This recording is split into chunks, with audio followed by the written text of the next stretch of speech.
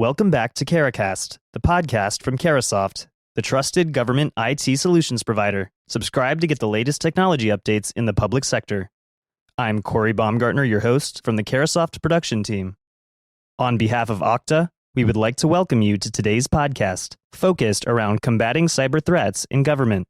Jennifer Anderson, Deputy Director of the Colorado Lottery, Craig Herter, Senior Director of Information Security at the Governor's Office of Information Technology, Ms. Ghana Tisvaye, Director of Business Innovation, Technology, and Security at the Colorado Department of Human Services, and Sammy Lane, Senior Architect at Okta, will discuss how agencies are tackling cyber threats to ensure that citizens' personal information and critical infrastructure are adequately protected, recoverable, and secured in the event of a breach. So hello, everybody, and welcome back to our final session. As I was saying, again, for those that don't already know, I'm Mike Kennedy, and we're about to enjoy an exciting hour looking at the world of cyber threats and how they're evolving as affected by the unique conditions emerging from COVID-19 pandemic and today's IT and OT environment. Cyber threats range from data exploitation, insider threats, third-party vulnerabilities from outside support services, ransomware, identity theft, and fraudulent access to state government services. I think we've heard a mention of each and every one of those throughout the day today that we've been talking. So how are agencies tackling these cyber threats to ensure that citizens' personal information and critical infrastructure are adequately protected, recoverable, and secured in case of the event of a breach? So we have four guests today with us who are not only driven by these issues, but guess what? Their drivers are how we're going to evolve to them in our futures. So leading off our panel, let's welcome Craig Herter. Craig Herter, the Senior Director of Information Security with the Governor's Office of Information Technology. Craig, welcome. Hey, Michael. And with Craig today, we have Jennifer Anderson, the Deputy Director for the Colorado Lottery. Welcome, Jennifer. Hello. And then with Craig and Jennifer today is Ms. Ghana Tisvaye. Ms. Ghana is the Director of Business Innovation, Technology, and Security for the Colorado Department of Human Services. Ms. Ghana, thank you. Hey, everyone. Thank you. And then finishing up from the private sector, we're pleased to welcome Sammy Lane, the Senior Architect at Okta. Thank you. Thanks for having me. That's outstanding. So before we begin, like we've done with all the other ones, I'm going to give each of you just a little bit of a chance to introduce yourself to our audience so they get to know you. Craig, why don't you start us off? Hey, Michael. Thanks. And you're not the first one to stumble over that last name. Most people think I can't spell my last name, and it should be Hunter, but it's Herter. I get to be the Senior Director of Information Security, and it's a really unique job because what we get to do, some states, all the agencies are diversified. They each have their own security team. We're not quite like that in Colorado. We do different things. We do things differently. We've got a number of agencies that are consolidated agencies, and Ms. Ghana's team and Jennifer's team are some of the agencies that we support. And what we do is we provide security services. We go back to the business, and our ultimate dream is we want to have a conversation and we want to find out what are the elements of business you want to bring to the people of Colorado, and how can we help you deliver them in a secure fashion? That's ultimately our conversation. And that's why we want to build good relationships, and we're working on relationships, working on doing all those things. And I just get the joy of having conversations with people and finding security solutions to help them get where they need to be. What a fabulous concept. I mean, you basically the umbrella that covers everybody within the state government, and you actually reached out to regional and local also? We're working on reaching out to our regional and locals. We really have a mandate for our agencies. It really boils down to money. Most of the time, they pay us to do our job, so they get our attention. But we are looking to really, it's that concept of a rising tide raises all ships, right? Perfect. We really want to bring security and really make security part of every government in the state of Colorado in whatever way we do, because it affects the lottery. Lottery goes across our state. Human services. I can't think of a individual within the state of Colorado that doesn't leverage some form of human services in our state. So we've just got to make sure that those people are getting the services they need. That's fantastic. That's fantastic. You know, it's like the adage that weakest link in a chain will break the chain. So bottom line, that's the way you're approaching it, the way you're looking at it. Super. Jennifer, how about you? Thank you for having me. My name is Jennifer Anderson. So I'm the Deputy Director of the Colorado Lottery. And as Craig mentioned, Oh, You're good. we rely on OIT. There's a centralized kind of IT model in Colorado. We were one of the last agencies to come into the fold, and we had our own IT team up until about, I believe, 2019, 2020. So I am over the operational side of the lottery, which includes security, both logical and physical security. And we do work closely with OIT on a lot of it. We also rely heavily on vendors. Prior to this, I was actually worked on policy, and I worked for the Colorado Attorney General. I was the legislative director, and I was worked on, and the law originated in our office in 2018, the data security law, which is now being followed by the data privacy law, and they kind of work in conjunction with each other. So that was the first time in Colorado we've really looked at the responsibility for holding PII and how you store as well as dispose of it, and the notification requirements when there is a data breach. Prior to that, I was an attorney in private practice. I'm still licensed to practice law in Colorado and New Mexico. Wow. So if anybody needs some help, legal. So if I get in trouble, you can help me, right? Okay. Just checking, asking for a friend. That's No guarantees. all right. Super. Thank you so much. Ms. Ghana. Yeah, so thank you for having me here.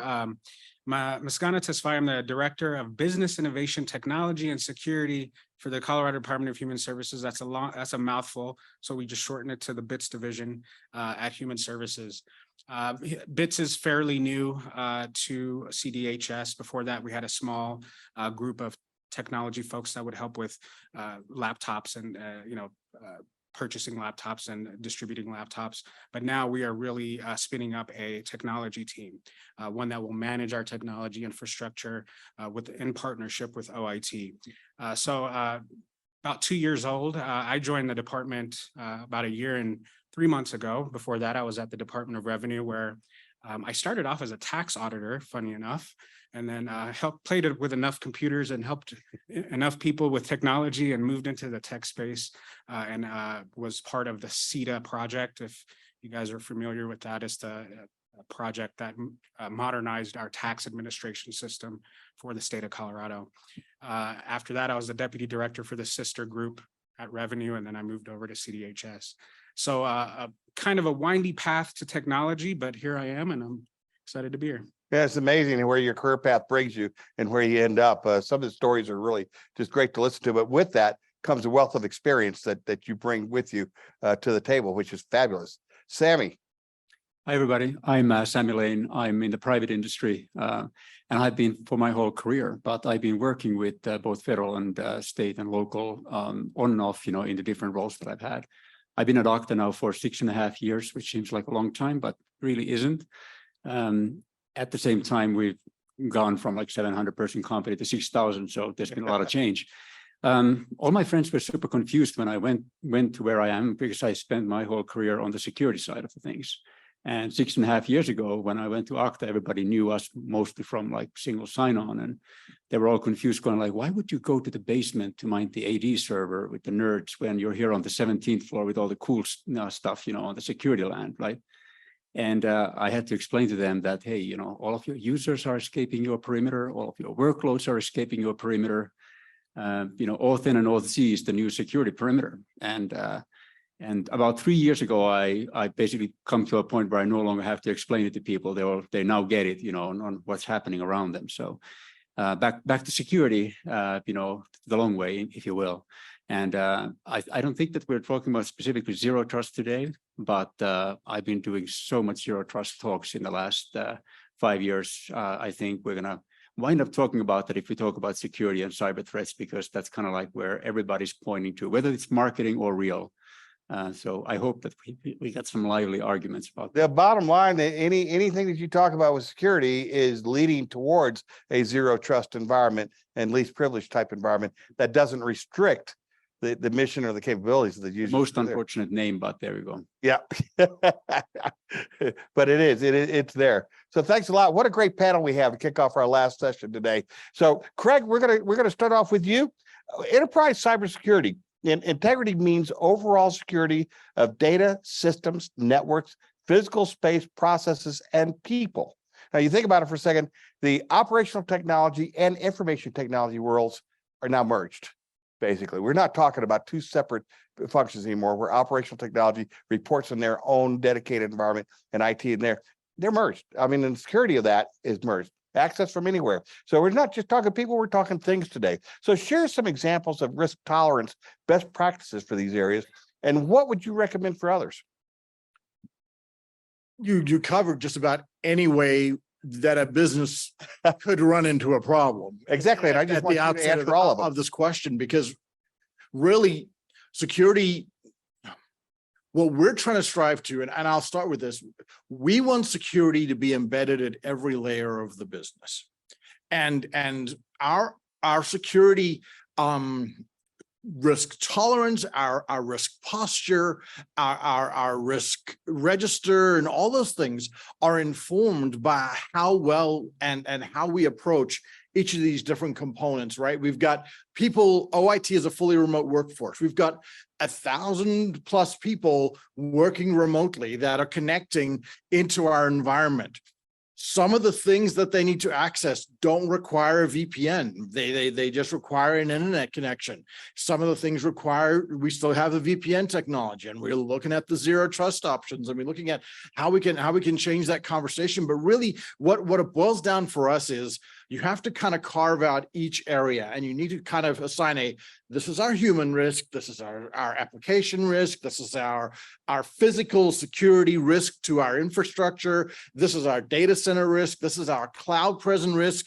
And you kind of look at them and you kind of gauge maturity, you look at what's going on, because it all boils back down to one of the first components of CIS, and that is know your environment. If you don't know what you're dealing with, you can't protect it.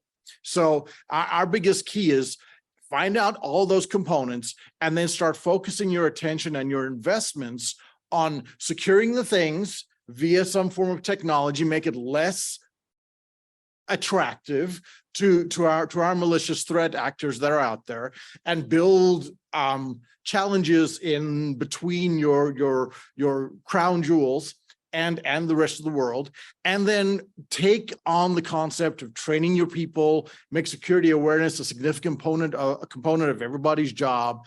And everybody's heard the nomenclature, security is everybody's job. I think it's a cheap cop-out many times. Yeah, security is everybody's job, but good security requires paying attention and really investing. And let's use Muscana's example here, if you don't mind. Muscana started out in audit. It wasn't, he's more interested in whether you're complying with the requirements of whatever financial compliance mechanism that you're being audited against, whether you're meeting that, than he is about whether his password has 9 characters or 14 characters or 35 characters for that matter. He just wants to log in and get his job done. And what we need to do is we need to have that conversation to go, we can help you get your job done better. Make your password whatever you want, but here's this multi-factor authentication component that we can bolt on that makes logging in easier and more secure for you. So it's really breaking it down and looking at all those things, distilling them down to those access points where you can actually insert security into the conversation and actually make it worth someone's while, because we're all human. Anytime something comes at us, what's in it for me? What do I get out of this? And as soon as we start having those conversations about really making it part of who you are, because security is not just for at work, it's at home. It translates to your children. It translates to your parents. It translates across the board. And if you can just have those conversations and make it something that's part of that person's thought process, you can start to make changes in all of the other areas. I think you make some good points, and the idea is it's your bank account. I mean, you get to that point, and what you're talking about is getting the buy-in of that end user. I mean, you can have as many processes and procedures in place as you want.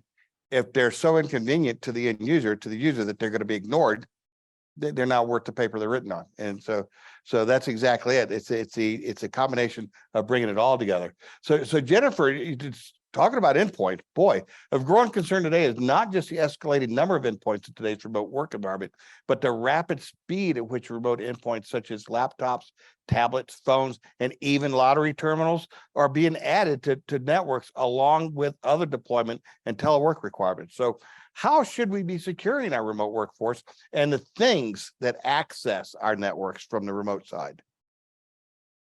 Well, I think that it was probably true for many of us that we went home in March of 2020 and we didn't even think it was going to be permanent. So it was a trial. We were trying it out for a week and then we never came back. So I think that it took us a little while to catch up to that. Everyone had laptops, but then we had a lot of cell phones out there and tablets as well. And so we have kind of rein that in a little bit. And we really aren't as liberal in granting those. So we've used Cisco Jabber. We've asked a lot of our staff to use Cisco Jabber on their laptop. And I think we had to update a lot of policies because they really weren't designed. They weren't designed around remote work. So we did a lot of that in 2021. There is a acceptable use policy at the state for the entire state. And then our department also has its own acceptable use policy, which we updated. And in addition, we have a cell phone policy and a social media policy. So these are all kind of work in conjunction. I think that it is important that you're not just constantly pushing out more and more policies and rules because, as you mentioned, the end user buy-in is important, and there are ways around all of these requirements that, or many of them, maybe not all of them. They'll find a way. I would say not all of them. But I think that ultimately, we know the people who write their password on a sticky note, the people who are going to still just forward work documents to their personal email to print them. I mean, those are the people that I think we're really kind of trying to bring them in, to educate them as to why this matters. We ultimately have very stringent password requirements. We require those expire frequently. I hear my staff complaining about that all the time, that the passwords are too long. They can't remember them. We've tried to use Password Keeper recently as a way of a more secure way of allowing, them to remember, or automatic remembering of their passwords. We also use VPN, but again, VPN is something where, the state uses Google Suite. So a lot of people can do most of their work without needing to access our network. And VPN, we use Global Protect. We have dual factor authentication that was rolled out. It wasn't like that before. I don't even know what we were using, but it wasn't dual factor authentication. So ultimately, I think with Google Suite and using the cloud, there's a lot of agility there that people like.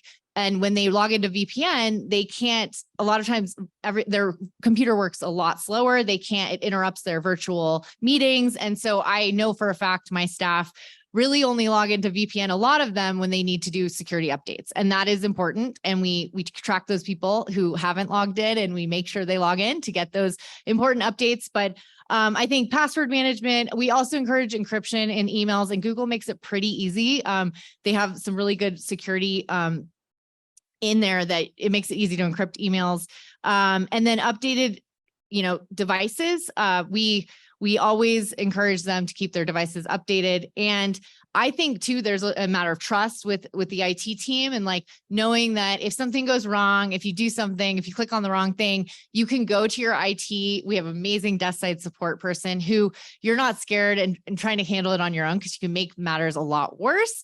And then training. We had training before, it was annual, now it's quarterly. And I think with training, it's really quite repetitive, to be honest. And before it focused more on like in-office security protocols. And now we have a lot more about remote work, but it's not rocket science. It's not that people don't know these things. It's the buy-in, really, I think. And I think quarterly is important because it's a constant reminder. And I think the reminders are very important. So that's what I actually, my staff also complain about quarterly trainings, but I think that ultimately once a year is just not enough to keep that fresh in their minds of like, why it's important they're not going and using public Wi-Fi, that they're using their own only private, trusted, secure Wi-Fi, and that they have really strong passwords on their own home accounts. All of those things are things that we're trying to teach our staff, because I think the human risk is high, especially in this remote environment.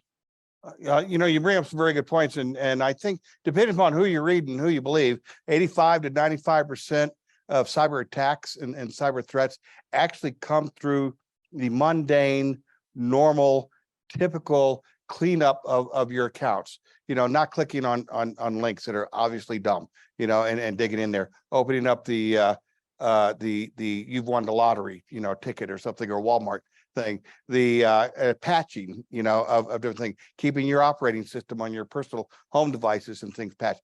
That's 85 to 90% of the attacks that are come in through that way. Right.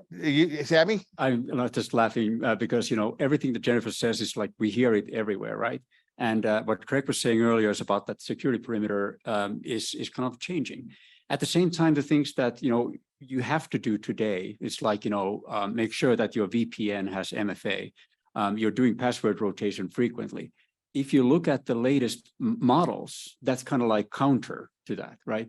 Now, the best practice is that if you can change your security posture, you never rotate the password, because you force that password to be unique everywhere. Make sure it's not part of any breach corpus. And if there's no indicators of compromise, rotating the password just reduces security instead of increasing it. Same thing with VPNs. We all are using VPNs.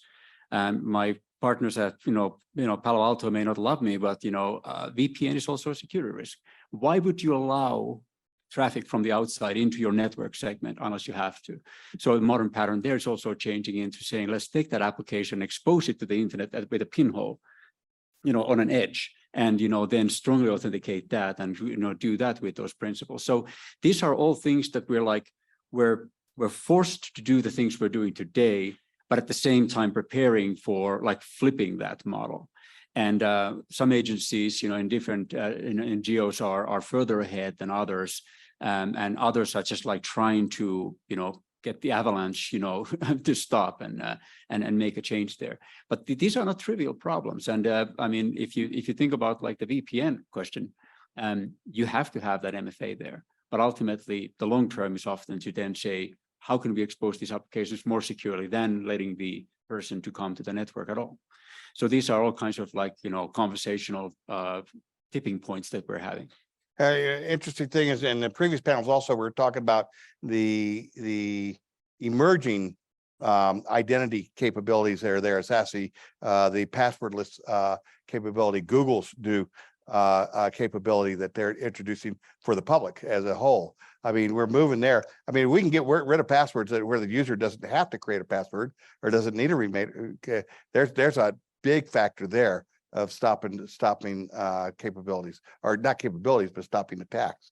So, Sammy, or Mikana, we're going to come to you now. The explosive growth of the Internet of Things, as we're talking about, and the industrial Internet of Things, such as dedicated connected devices that can collect and exchange data using the embedded sensors that are there, has led to serious cybersecurity concerns, as we've been talking about up here. So what are emerging approaches to protect these devices and the data that they share, that we're talking about, that goes across and shares the network, okay, from cyber attack threats?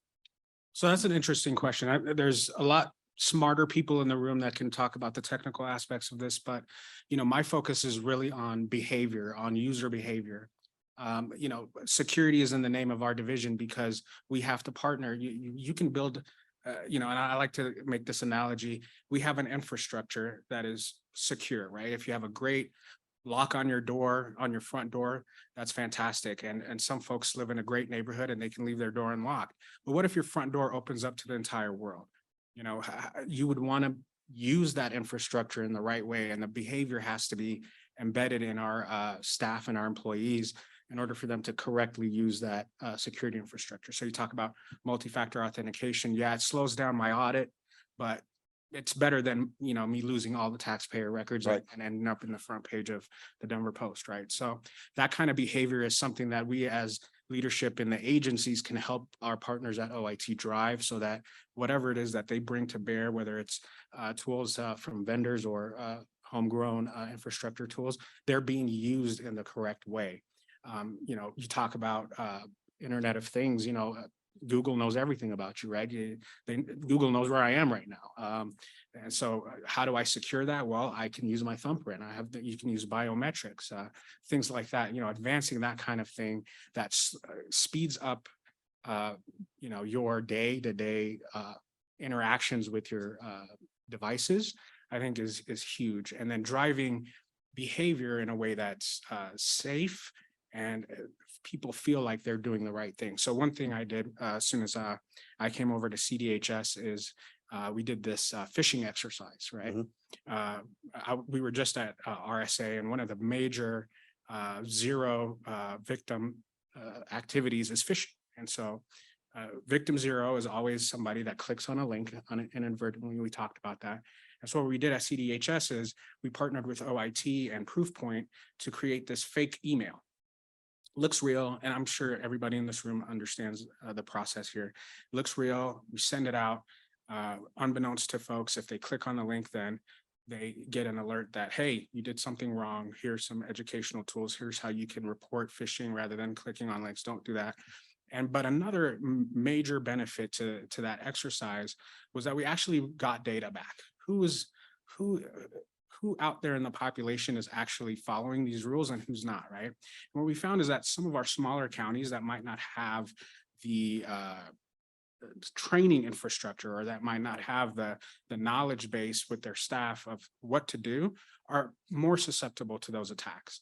And that was actually borne out. There was an attack that was done, a ransomware attack that was done, unfortunately, last year. But at the end of the day, the behavior of our users and our employees is key to that. There are the gatekeepers of our networks, and it doesn't matter what fantastic infrastructure or multi-factor authentication Craig builds for CDHS if our users don't lock the door. And so I think that's key to the future of securing our networks. Phenomenal points, and you bring a point that we've been talking about all day, is the weak link in the chain. I mean, if you have one, then the whole ships, the anchor chain is going to go and you go adrift. The bottom line, you brought up a point that's very valid, is that there's a smaller communities and smaller functions, and a lot of those, your IT system administrator or your information security is a side job, if you even have that. Okay, but sharing the resources, being able to share the resources, and especially the educational resources, even of the state or county or higher up government entities, is really helpful. I think that's what you're talking about, right, Sammy or Ms. Ghana? Yeah, absolutely. I think the resources that we have to bear should be focused on our most vulnerable population. Right. The city of Denver doesn't need the state's help with this. They have an excellent infrastructure around that, but some of our smaller counties do. And so we need to focus on that and make sure that the education level the bar is raised, so that the tools that we bring to bear are great points, because you don't know what you don't know. Yeah. Period. So Sammy, coming to you, in today's IT ecosystem, as we're talking about, the threat to federal, state, and county IT services and platforms is ever expanding. I mean, all are huge targets and a constant risk of attack from any number of sources, to include insider threats we were talking about. So what are some of the safeguards in use today to ensure that the data is secure, protected, effectively backed up, yet readily available for use when needed? Yeah, two things. I want to first add to what Ms. Ghana was just saying on the previous question on the education and training and awareness. One of the things that we all can do is also then, at the same time as we increase the cybersecurity awareness, now don't click on stupid stuff. But beyond that, let's make it so that even if they do click, it doesn't lead to the breach, right? Right. And that's something that has been elusive to us as an industry and as providers of these services. But now technology is finally caught up to a point where we can actually start delivering on that with the modern technologies based on WebAuthn and other FIDO2 authenticators on the enterprise side, the passkeys on the consumer side for the residents and citizens to use, rolling out technologies. Even if they do fall victim to a spoof, they can't give up the credential because it's not something that they know. Those are the kinds of techniques that we can now start actually deploying successfully in production. Right. And that moves the needle, because if about 80% of the breaches are caused by credential theft, if we make these credentials unstealable, that effectively moves the needle. Yeah. To go back to, and on the Internet of Things, I just want to add on anecdote, since you asked about the Internet of Things. Right. A friend of mine, a gentleman hacker from Europe, once said that if anything says smart on it, you can just replace smart with vulnerable.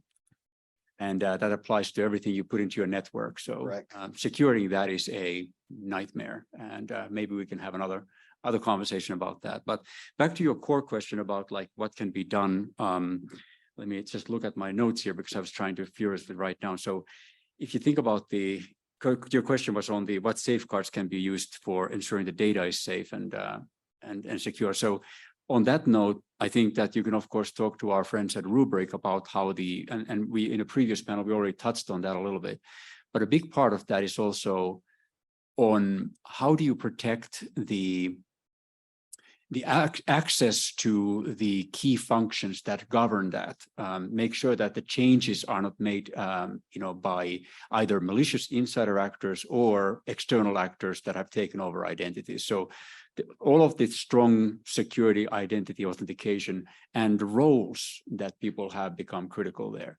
So I would say that one of the unsung heroes of overall organizational cybersecurity is lifecycle management.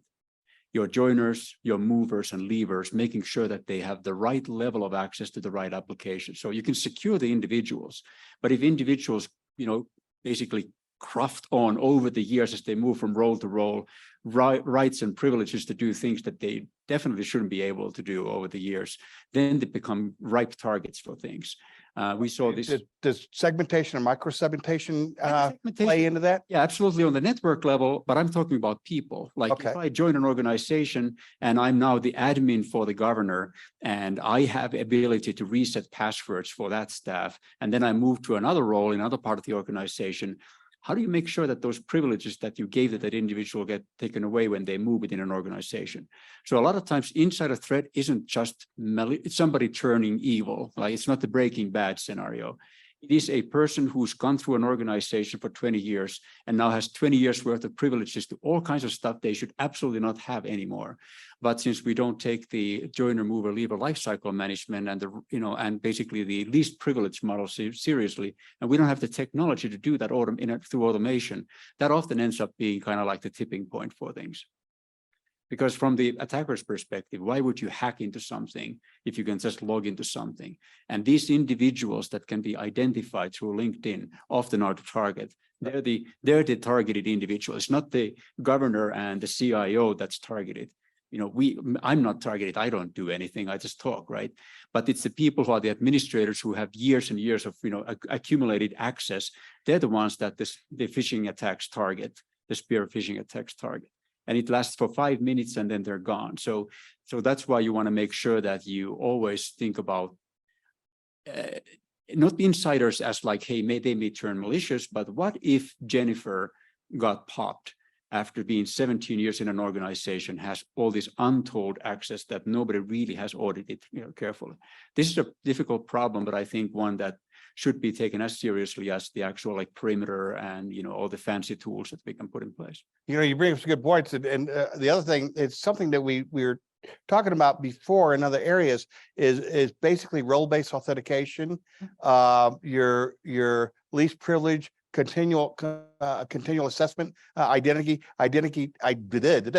management through continual assessment. Right. I mean, that's a big thing. I mean, your system administration privileges are so much right here. Your privileged access is so much right here. But when I walk over here and log onto this machine, are my privileged access capabilities the same, or have they now changed? Are they updated? And we're getting to the point now that that's actually automated in a lot of cases, and that can be automated. Is that right, Craig? Do you see that?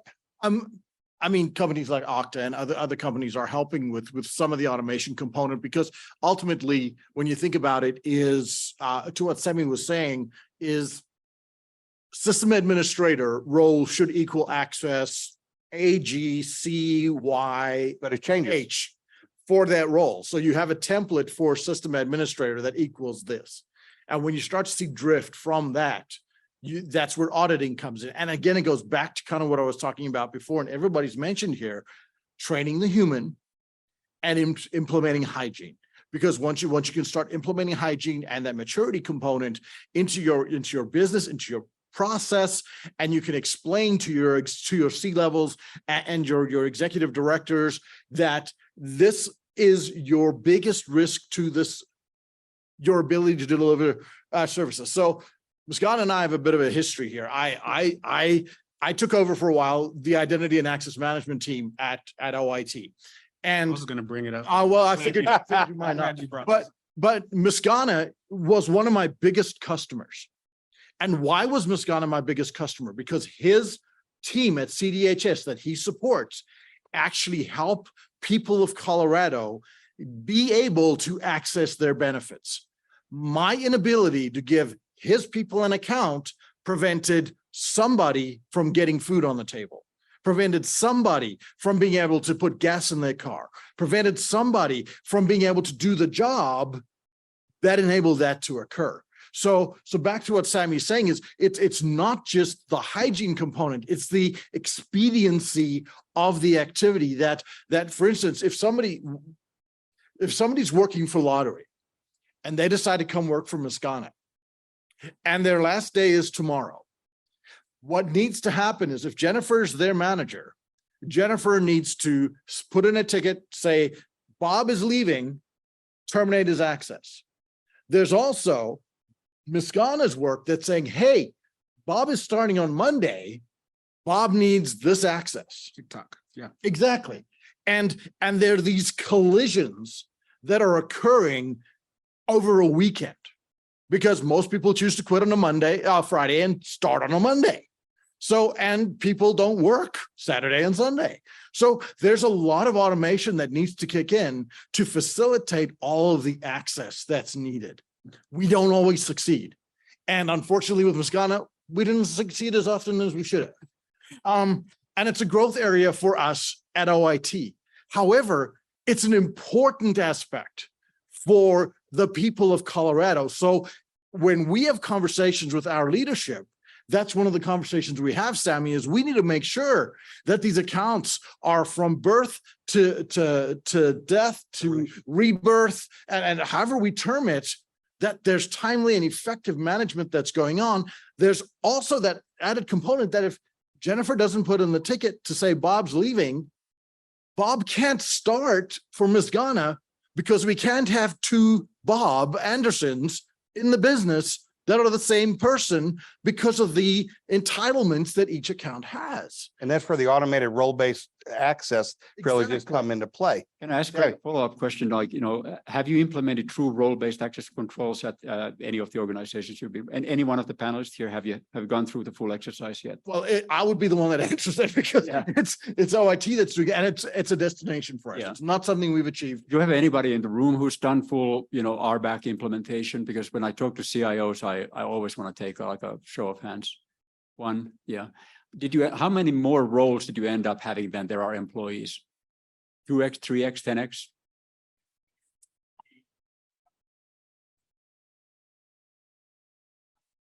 Yeah, exactly. So that's a challenge with this. Like you think about your entitlements and you start defining roles, and it sounds all great until you start putting paper, and pen together and say, hey, wait a minute, who actually does have what access and how do we determine what that should be?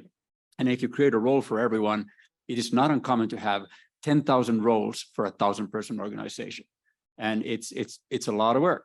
So sometimes the approach could be, let's look at attribute-based, saying if we know that they have this title or they have this job function, then that attribute basically gives them the ability to have access to certain things. And then you have to have like collision detection, et cetera. So there are a lot of ways of approaching that. We can take all that traffic, haul it all the way back through our data centers and have the firewalls preventing all of these things from occurring, which is costly, performance impacting, and just crazy. If to be honest, it's just not reasonable. And they don't prevent anything. And they're not fully effective.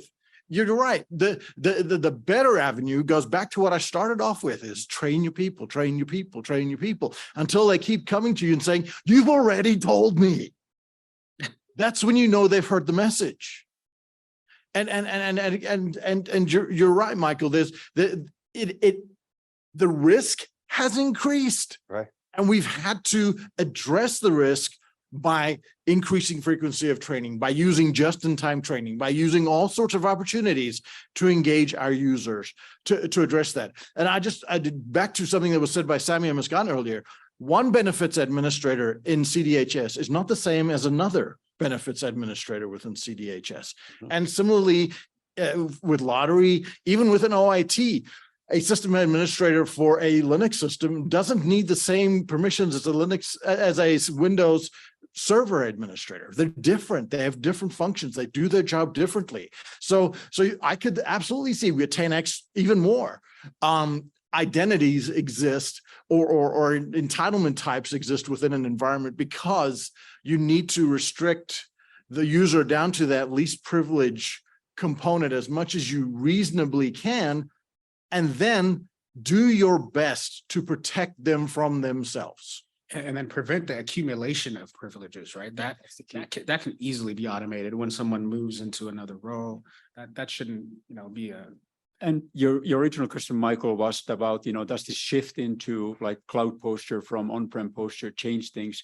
I'd say that it's both a risk and an opportunity, because if you just, say, we're throwing everything now into, M365 and, or, Box or, Dropbox or whatever, and then give everybody a bunch of privileges that we didn't really go through and don't understand what the roles are, et cetera, there's an opportunity to make mistakes if you do it under duress. But at the same time, all this modern SaaS-based tooling tends to have better controls that interoperate better, that work towards that modern ecosystem where you can do zero trust behavioral management. Like example of like logging into an application. Today, most agencies are in a position where if somebody logs in, all you know is that they make an identity claim, they have a username and password, maybe a one-time code, if you're lucky, and you know what application they go to. That's the end of it. But in the modern posture, you also know, hey, is this my device that I'm managing? Is this a BYOD device that I'm allowing? What security state is that BYOD device on? Is there endpoint protection? Is that updated? Is it on the latest security patch? Are they coming from the same IP address and ISP that they've been on? What's the age of that ISP? Have they been on the same one for 700 days or 2 minutes? Are they logging in from Nicaragua or Aurora? Slightly different risk posture. Are they trying to hide who they are, where they are? So all of this deep behavioral network location and device context can now be brought in. And that means that you can now make much better risk-based decisions on who should be allowed to log in. And it's no longer just binary. You know the password or you don't know the password. So it gives you great, not only like protection on that cybersecurity framework, second, pillar, if you will, which is like, protect the environment, but also detection and remediation.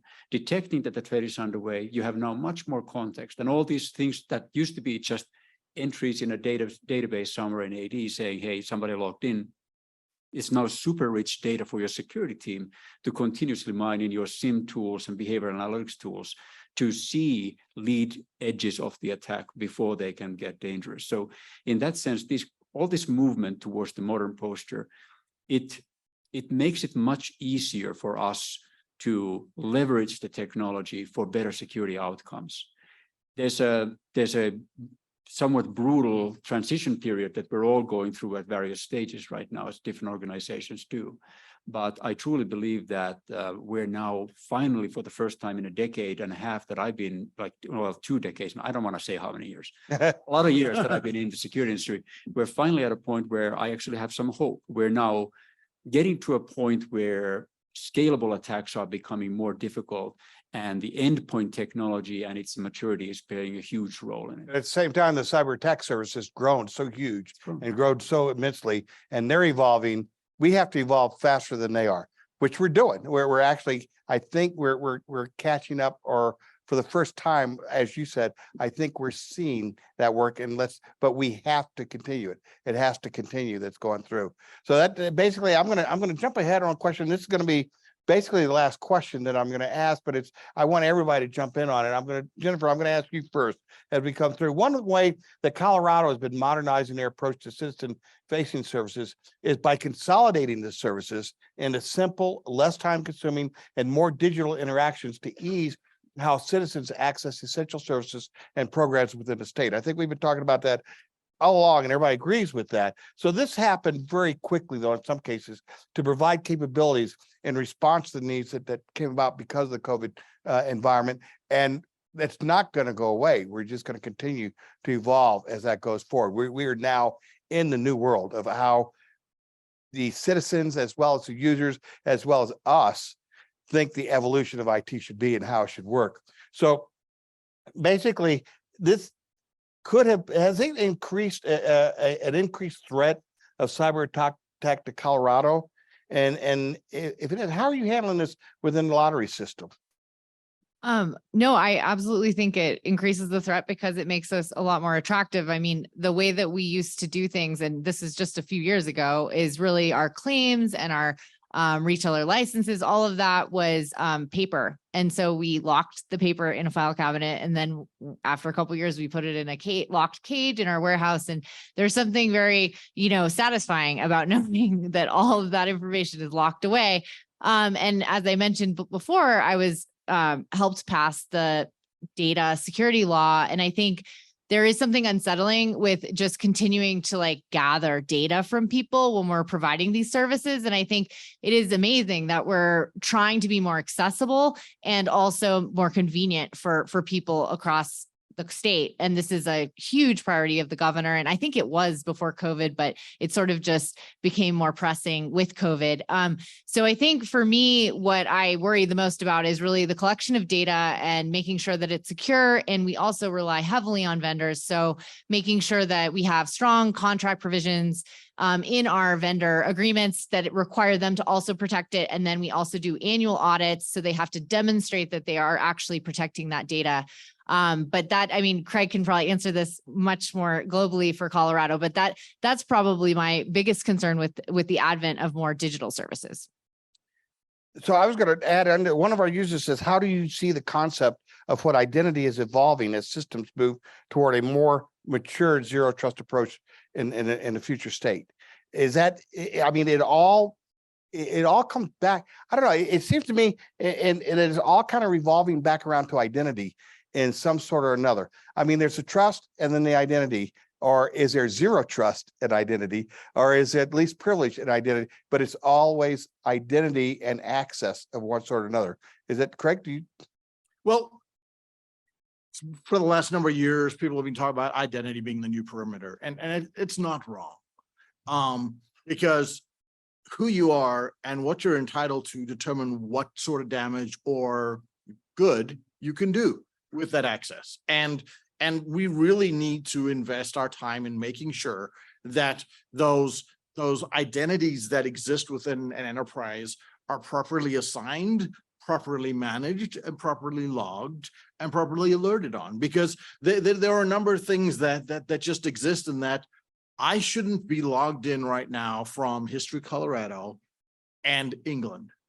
It's just not right technically possible for me to do that at the same time. Obviously, VPN, other things we can talk about, but we think about things like impossible login. We talk about artifact entitlements. We talk about things like just especially like think about this type of example where you're being promoted from one position to another and you're phasing out from one to the other. At what point do you stop having the access that you had before and only have the access that you need going forward?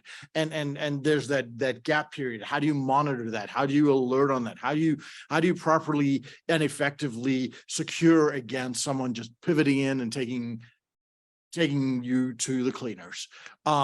Because the identity that someone has is integral to the success of your business, and invest in identity. That's really what we as the state are wanting to do, and securing that identity. Well, folks, we got to wrap up, but Ms. Ghana, Sammy, would you like to add anything to this? Yeah, I'll add on the public facing side, right? Right. One of the things that CDHS and our other benefits management agency partners are trying to do is create this golden record for Colorado, right? So we know that Ms. Ghana is Ms. Ghana when he applies for SNAP benefits, when he pays his child support, when he does anything that's related to our human services administration, right? That introduces risk. So now if somebody wanted to steal my identity, they can go after that golden record. So that's something that we have to wrap our heads around before we go down that path, because that's a really interesting space to go towards. But if we don't get it right, we could be introducing some pretty serious risks to the public. So public facing identity is a big thing going forward, I think. Sammy? Since I'm the one Last between thoughts? you and tacos, I'll just leave you with this. Friends, don't let friends build authentication. Thanks for listening, and thank you to our guests, Jennifer Anderson, Craig Herder, Ms. Ghana Tesfaye, and Sammy Lane. Don't forget to like, comment, and subscribe to Caracast, and be sure to listen to our other discussions. If you'd like more information on how Okta can assist your organization, please visit www.carasoft.com or email us at okta@carasoft.com. Thanks again for listening, and have a great day.